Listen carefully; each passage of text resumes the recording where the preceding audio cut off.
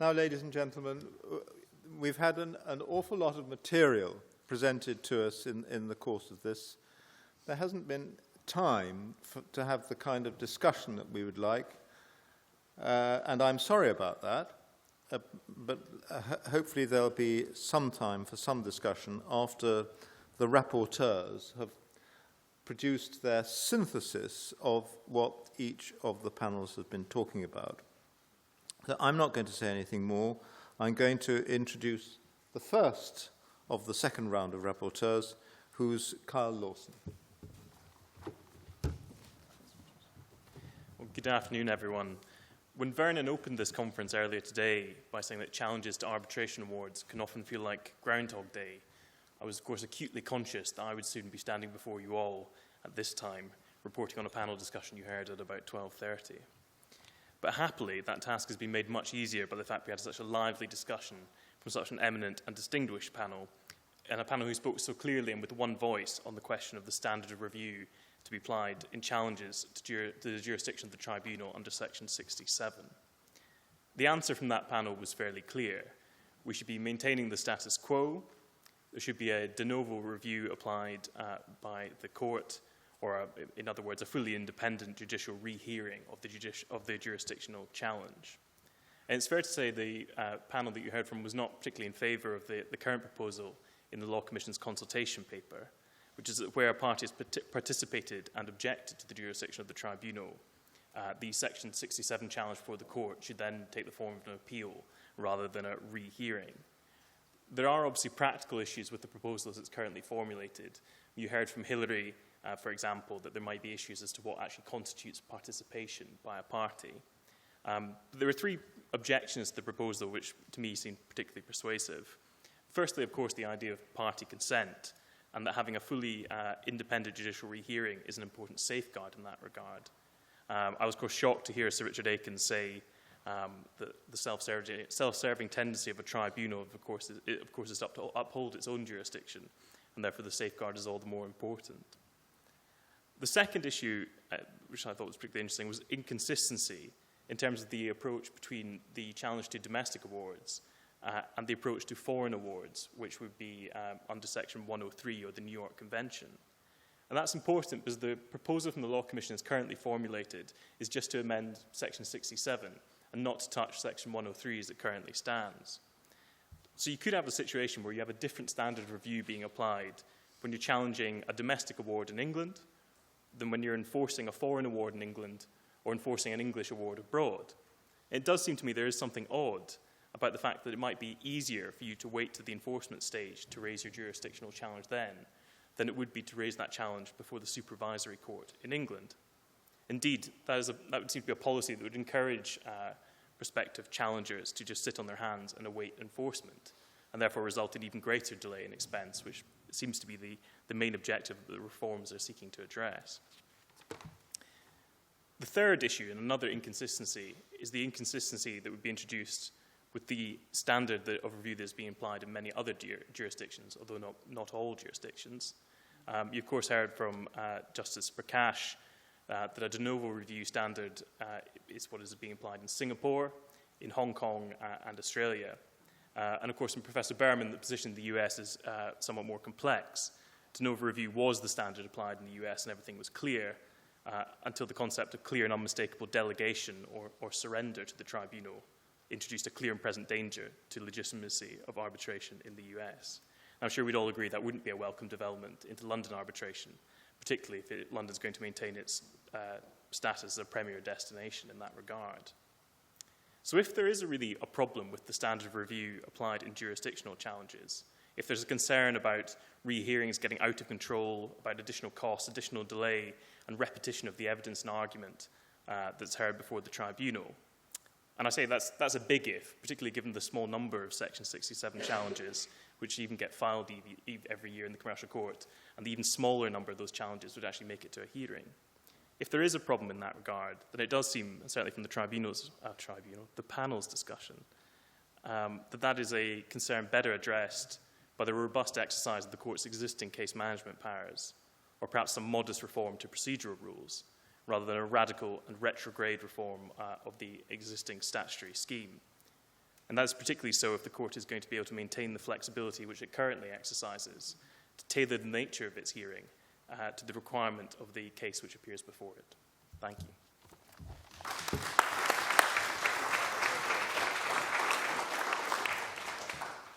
Thank you very much, Kyle, for that report on panel 1. Now for a report on panel 2, Zara Al-Rakabi. Thank you, Zara. Thank you, Sir Richard. It's my pleasure to report, good afternoon, it's my pleasure to report to you on session 2, which considered the question whether there needs to be a rationalisation of sections 9, 32, 67 and 72 of the International Arbitration Act 1996.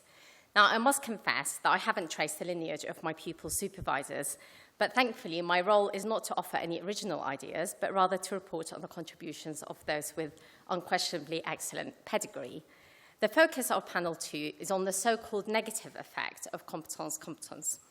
And we heard that this is essentially a rule of priority. In other words, when should the court decide the question of jurisdiction placed before it? Starting with Section 9 of the International Arbitration Act, Section 9 offers, and I should say at the outset actually that Sir Richard offered quite a few contributions to consider for law reform, but the two that stood out in starkest contrast for me with the French and the Swiss approach were Sections 9 and 72(1) of the International Arbitration Act. So I'll focus in my few minutes on those two. But of course, you will have seen the slides with all the other ideas put forward. So starting with Section 9, the court must stay any court action brought in breach of an agreement to arbitrate unless satisfied that the arbitration agreement is null and void, inoperable, or incapable of being performed. And the question here really for law reform in this context is whether there is a need to clarify the nature of the inquiry to be carried out by the court under Section 9. It's currently unclear whether the court should refer that question to the tribunal in the first place, and we heard that the courts have recognised the discretion to ask the tribunal to decide that question in the first place, or whether to determine it as an issue to be tried with a full exploration of the facts. In contrast to this approach, we heard from Professor Pierre that the French approach requires that unless the arbitration agreement is manifestly void or inapplicable, the court will decline jurisdiction. Interestingly, the Swiss take a hybrid approach. We heard from Anne Veronique that where the seat of the arbitration is Switzerland, Provision 7 has been construed as requiring the court to decline jurisdiction unless on a summary investigation it finds that the agreement is null and void, inoperable, or incapable of being performed. And what's quite interesting about the Swiss approach is actually that the language of the provision itself is very similar to Section 9 of the International Arbitration Act. So the Swiss have taken the approach that only a summary investigation is required at that stage, where there is a power, if the arbitration is seated in Switzerland, for the Swiss courts to express a fuller view at a further point in time, should there be a need to do so. However, where the seat of arbitration is not Switzerland, then the court finally determines that question rather than doing so at a summary level. And the interesting point about this hybrid is it reflects back, I think, to Session 1. So it shows the overlap between whether there is a full power to review at appeal stage and whether the courts will be more willing to let the arbitral tribunal take priority. So it's an interesting overlap between the two sessions.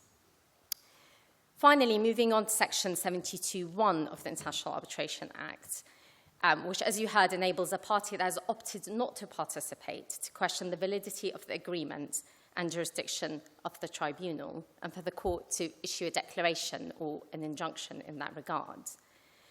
What we heard rather persuasively is that this sends the wrong message about the weight to be given to competence in the UK.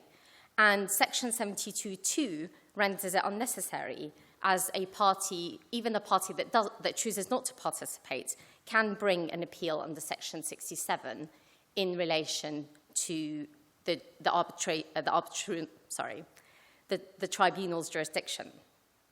So And we also, the contrast, I think, to France and Switzerland is that there's nothing along those lines in either jurisdiction enabling a party to bring a challenge along those lines.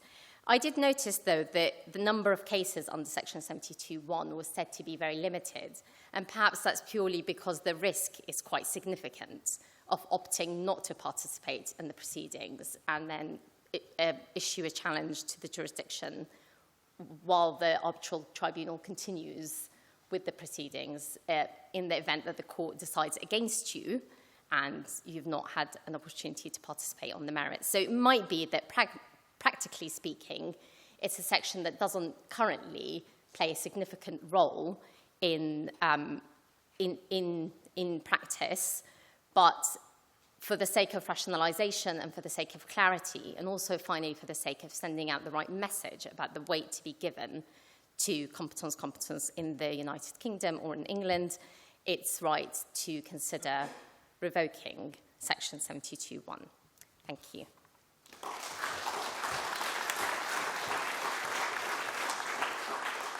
Thank you, Zara, very much. Now, lastly, on panel 3, our rapporteur is Emily Gonin, who will address you on the rather difficult subjects raised by ENCA.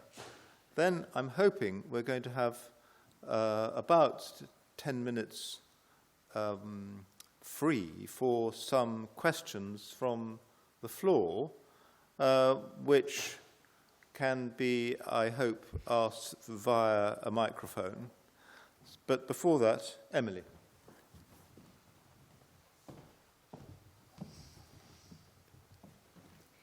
So, as a Franco-British national, I regularly suffer from split identity, particularly in the arbitration context. I recall, amongst others, being asked to defend a position in an arbitration debate in Paris that Brexit was great news, and that meant that London would overtake Paris as seat of arbitration. Now, it will have become clear for you from hearing the panelists that England's position under law applicable to arbitrations agreement is the opposite of that of France and is far removed from that of Switzerland. However, unlike my debate in Paris, this is not a case of legal nationalism. This is not the case of we got it right, they got it wrong. In other words, it may well be that ENCA was correctly decided as a matter of conflicts of law. It may also well be that the Supreme Court's interpretation of Section 4.5 of the Act as creating a distinction between non-mandatory procedural and substantive provision is correct. This is not the question here. The question is that of the consequences of ENCA on the future of London as a seat of arbitration, and that of what we as a community of users of the system and lawyers believe should be done about those consequences. As we have heard from our panelists, this is a matter of policy rather than a legal or academic debate. As rapporteur, I will therefore focus on 3 key takeaways in terms of policies, which the panelists drew our attention to. The first takeaway, the key consequences of ENCA and arbitration proceedings seated in England. So from a macro perspective, in terms of London's position in the world of arbitration, we have heard that ENCA will undermine the pro-arbitration stance of London as a seat of arbitration, and that was a stance that was developed and reinforced over the years. The panelists explained that where the contract contains a foreign choice of law clause, which is found to apply to the arbitration agreement, separability and arbitrability will be governed by that foreign law rather than by English law. This could be a law that does not recognize separability, as was argued to be the case of Iranian law in Nayok versus Crescent that was referred to. This could be a law that generally is not as favorable to a broad interpretation of the party's consent as English law. This poses a particular threat, as we've heard, to the principle of one-stop adjudication, first set out in Fiona Trust and further reinforced in English law. This could be a law that takes a much narrower view of arbitrable issues, of arbitrable dispute than English law, and there are jurisdictions which are notoriously more conservative than England about arbitrability. To quote only one such major jurisdiction, India, and we heard a reference to a Tamil Nadu case, which was a a case where India had taken a narrower view to arbitrability. From a practical point of view, ENCA will also be likely to render arbitration proceedings before the commercial court more complex and costly by requiring evidence of foreign law. Finally, from the point of view of predictability and consistency, ENCA will undermine legal certainty by giving rise to debate as to which non-mandatory provisions are substantive under the Act and which are procedural. Now, turning to the second takeaway, this state of affair clashes with the expectations of the users of the arbitration system. So we will further hear from the users shortly, hopefully. However, according to the panelists, the post-ENCA world conflicts with at least three key expectations of users in the arbitration system. First, the expectation that the principle of severability of the arbitration clause will be upheld. And we've heard references to the default rules now enshrined in the LMAA arbitration rules and in the LCIA arbitration rules. We have also been presented with the generally accepted principle of international arbitration law of severability of the arbitration clause. Secondly, the expectation that London will be a pro-arbitration seat. And thirdly, the expectation that proceedings before the English Commercial Court will be efficient and that there will be some predictability and stability of the legal framework. Now, third takeaway, the proposed solutions to the ENCA state of affairs. So our panelists have proposed a number of solutions to the ENCA state of affairs, from the most comprehensive to the least comprehensive one. The first proposed solution is clear-cut. It's a clean solution. That is to introduce a default rule in the Act according to which the law applicable to the arbitration agreement for all arbitration seated in England and Wales will be that of England and Wales. The second proposed solution is to fix Section 4.5 of the Act, making it clear that the choice of law other than England and Wales only applies to those specific non-mandatory provisions that have been explicitly specified by the parties. And the third proposed solution is to render the section on severability of the Act, Section 7, mandatory.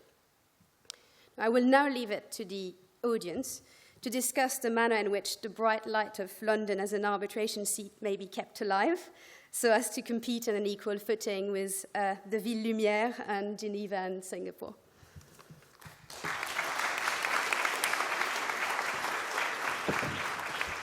Now there is going to be some time for questions or comments. If there are questions or comments, of course, they will be short, and so will the answers. But that is in order to give enough time for Professor Sarah Green to be able to speak to us, and we're delighted that she can be here this afternoon. Thank you so much for coming along in your very busy life at the Law Commission. Before we do that, though, can I just mention three things? First of all, as you will have seen, the proceedings have been recorded, and they will be available on the Brick Court website in due course. Secondly, the rapporteurs, all six of them, who are, as you will have understood, junior members of chambers, are going to be working together to collate the papers that have been produced and have been talked to this afternoon by the various speakers. So they will eventually be available for those who would like to look at them again. Thirdly, and perhaps most importantly, the rapporteurs have volunteered, they know they have, to help with discussion with the Law Commission on the various issues that have been raised. You've heard from Sir Nicholas earlier that he's anxious, the Law Commission is anxious, to have views. Well, Brick Court obviously has got views, others who have spoken today have got views, and so the rapporteurs will collate those and assist with the Law Commission in developing those as we move on to the deadline for the comments. Paul Gray has reminded me that the email address for any comments or responses to the Law Commission's consultation that you'd like to feed into us. We've set up a special email address for that, which you can see there, and that will come to a very select group of people, Salim and me and the rapporteur only, so that we can all collate those views with a view to helping the Law Commission, we hope. Okay? So now it really is a chance to ask some questions, and we'll try and direct the question to the right person if they're still here to make an answer, or any comments indeed. So, floor open to everyone. I was just wondering, how important do people think it is for English law on issues such as jurisdiction and applicable law in arbitration to be aligned with other jurisdictions? And is it always a problem for English law to be out of pace with the global consensus on a particular point? Who would you like to answer that? Salim, why don't you? Right. We don't need to follow for the sake of following, but I think what we have seen over the past certainly 20 years, and Singapore actually I think is a great example of that, is that there is homogenization of solutions. And for example, take what was covered, Panel 1, DALA, accepted the world over, we have led. Why would we put this back into question? So you've now got and we're all competing for the same work. Panel 2, you've got a very good decision of the Singapore Court of Appeal of 2016, and you can see why homogenization is important, because they ask exactly that question. What does Article 2.3, what does find in Article 2.3 mean? Full determination or prima facie review? And that's the same wording in Article 8 of the model law. Now, Singapore has the model law, Hong Kong has the model law, Canada has the model law, Mauritius, I mean, lots of us. And they go through all the case law. And there you see, if you read Donegan, it's 2016, very clearly all these have come out in favor of prima facie. There's good reason for that, as we've heard today. So I would turn your question the other way. Why would we not follow that? Because then it becomes the expectation of users the world over who have a choice. I mean, if they're going to have, they don't need to bring their contracts to London. So I think it is quite important to actually follow the right trends, as it were. Another question? Hello. So my question goes back to the basic principle of competence.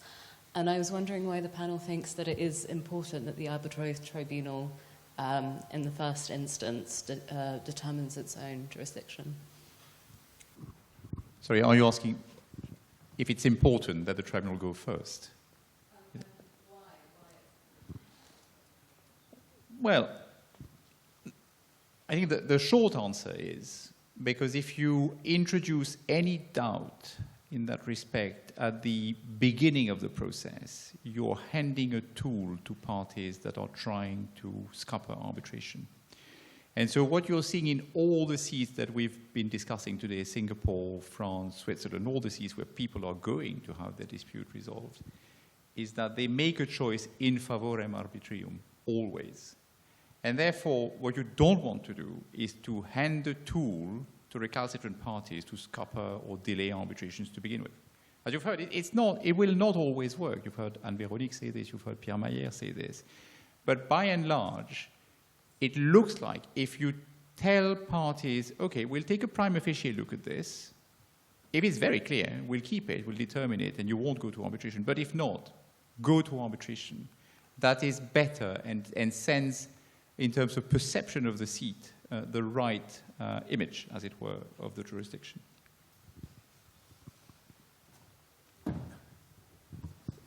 I'll add to that just this comment, that there are obviously cases where that there hasn't, in fact, been any arbitration agreement. And an arbitration agreement has been manufactured fraudulently. And there is the argument, well, in those circumstances, why should you go through this, what might appear like a rigmarole of going to the arbitration first and having them look at a jurisdiction issue which shouldn't really arise at all. But I think you have to ask before you say, well, that's a good reason to have the court's ability to look at things first. How often does that arise in practice? And for those of you who practice in arbitration, our guests today, you will know, probably far better than me, I'm sure far better than me, how often that arises in practice. So is it really a problem? Or is it in fact the situation, as Salim says, where the indignation of not being a party to the contract is manufactured itself, in which case it is surely right that it should be determined in the first place by the arbitral tribunal? I think that's a question. Well, that's a practical question. It's a question for practitioners who can provide the practical evidence that perhaps the Law Commission needs to see whether this is an issue or not. Now, I think we have time for one more question or one more comment before I ask Professor Green. Yes, sir. Sebastian Lukic, and my question goes to Mr. Salim. Is the analysis on ENCA the same in the investment arbitration context? Or would it be perceived, for instance, by state entities as rather attractive to have more control on the arbitration process? Right. I focused, obviously, my remarks on commercial arbitration because there the question is more clear-cut because you've got a choice of national law, whereas in investment arbitration you're going to have, as you know, a blend of public international law applying to the treaty and then a range of domestic laws that will have a bearing on the issues. So, but of course in England we do not have a different statute for investment arbitration, so everything will go through the prism of the Arbitration Act. So on its face, the ENCA decision applies to investment arbitration. I would turn it the other way. It introduces further uncertainty in that field because you, on top of all the issues I've mentioned, you need to ask yourself, oh, and how does that apply to public international law? Not necessary at all, I would respectfully submit. Thank you very much. Now I'm going to invite Professor Sarah Green just to make some comments. Thank you very much indeed for coming along, Professor Green. Okay, well, I have been asked to do some closing remarks, and I think you'll all agree with me that closing remarks should be brief, unchallenging and amusing, and I'd like to be able to promise you at least two of those. We've heard about a lot of substantive issues today, three principal things for us at the Law Commission to take away and to chew on. And really what I wanted to take these few minutes to do is just to underline, I mean, you said thank you to me, but really we are incredibly grateful to be invited to events like this, and that events like this do happen. We keep and have been keeping a very close eye on the debate on all of these issues and beyond. So it's been particularly valuable for us to be here today. But if anybody is hoping to leave here with any sense of closure, I'm afraid I'm going to disappoint you. I'm not in a position to give any extempore judgment on what happened today. Consultation does not close until the 15th of December. Now, I would encourage you, please, I think this has already been mentioned today by Sir Nicholas, but I would like to underline our encouragement to respond in writing to our consultation. There is no obligation to produce huge amounts of material by any means. Even if you just have one point that you feel really strongly about, that you think there's an experience that we should know about, then that's absolutely fine. I would advise that in order to do this, you either look on my LinkedIn page or one of my team members' LinkedIn page if you're linked with us. If not, the best thing to do is to Google Law Commission Review of the Arbitration Act. If, for reasons which are still not clear to me, if you try to do it by going to lawcommission.gov.uk and looking for the project page, I can almost guarantee you won't find it. I can never find it. I don't understand why that works, but if you Google it, it will take you straight there. So the other thing for me to underline, and this has been touched upon several times today, is that the paper that you have all seen is exactly what it purports to be. Our consultations at the Law Commission, for those of you in this audience who haven't heard me say this before, are genuine consultations. We have no interest in making law reform proposals and law reforms which do not work for the people who use them. So this paper is very much that. It is by no means our final conclusions. Far be it from me to suggest that we put anything in there to be deliberately provocative, but it is a view. So it is all still up for debate, very much so. That's why we come to debates like this. It's why we speak to people throughout the whole process. If anybody does want to speak to us rather than, or preferably as well as putting some comments online, then please do so. The other thing is just to make the point that, of course, I think it's probably very well accepted in this room that the Arbitration Act is an incredibly good framework. We're starting from a fantastic benchmark, but of course that's no reason not to review it, I don't think. In fact, that's probably a very good reason for us to review it. Of course, you don't get world-class athletes who win a medal and then stop training. I think, it's really important that we have this fantastic thing and that we keep just ensuring that it stays as good as it can be. So that's very much what underlies our approach to this project. So we are very grateful to all the panellists today. Our endeavours are parasitic, really, on the work of the people who use or will use any reforms that we make. I like to think of us as one of those beneficial parasites where it's a sort of mutually beneficial arrangement, but we will see. So the final thing for me to say is thank you very much to our hosts for what has been, as I said, an incredibly valuable and certainly for me enjoyable event. I hope it has been for you as well, and I hope to hear from as many of you as feel inclined to do so before the 15th of December. Thank you.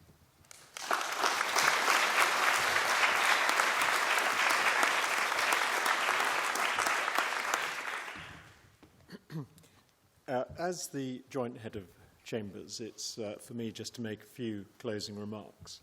Now, it's over 25 years since the DAC issued its report containing a draft bill which subsequently became the Arbitration Act. This conference was convened following a concern that a number of important areas of substantive reform were not being looked at because of a general perception that the 96 Act is by and large fit for its purpose. Whilst that is no doubt correct to a large extent, there's no room for complacency. This jurisdiction must be able to look at itself with a keen critical eye if it is to maintain its place as a leading jurisdiction for international arbitration. And indeed, as the consultation paper says, it's essential that our Arbitration Act is and is perceived internationally to be best in class. It's a tribute to the Law Commission, to Nick Green, to Sarah Green, and to Nathan Tamblyn, that they immediately engaged with our proposals and are here today. And we're delighted to have had the opportunity to interact and are very grateful to them for their participation.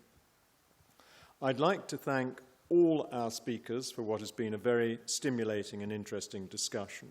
And I'd particularly like to thank our distinguished foreign speakers.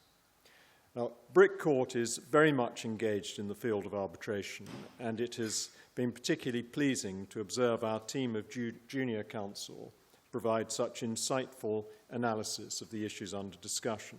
So many thanks to Alan, Jesse, Andres, Kyle, Zara, and Emily for their invaluable contributions. I'd also like to thank all of you for your attendance and engagement. As has been made clear, the next step will be preparation of the travaux of this conference for the benefit of the Law Commission and ultimately a formal response to the consultation paper. So we would encourage all of you to get in touch with us if you wish to contribute to that response and also to disseminate the issues raised today so as to promote a wide response to the Law Commission. I'd particularly like to express enormous gratitude and pay tribute to both Richard and Salim for conceiving of the idea of and putting together the conference. Quite simply, very well done. Finally, many thanks to Paul Gray and to Pamela Ismailaj for the flawless organisation of this event, and to Tony Burgess and Paul Dennison and the Brickcourt clerking team for their support. And so, finally, and without any further ado, I'd like to invite all of you to join us now for a drink downstairs, where no doubt we can continue the stimulating debate. Thank you very much indeed.